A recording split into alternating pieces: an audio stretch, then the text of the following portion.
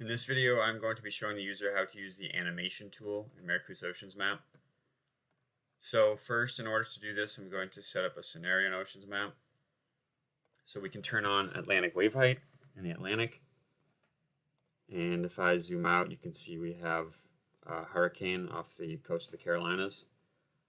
And if I go ahead up here into the animation tool, this tool allows me to basically create a video file of an animation inside OceansMap.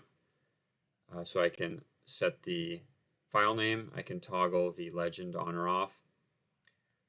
I can create a title, so I'll say wave height Atlantic, notes, Hurricane Lee.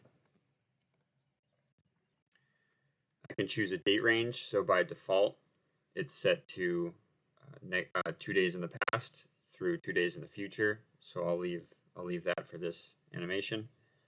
The time step, you can set this to be by default it's 1 hour, but you can set it to be an interval of hours or days. Time frame 1 second, so this would change 1 hour every second. So I want this to be less, so I want it to change 10 hours every second.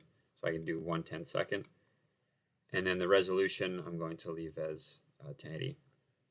So if I go ahead and hit generate animation, you can see that this section here called recent animations populates with the animation I just created.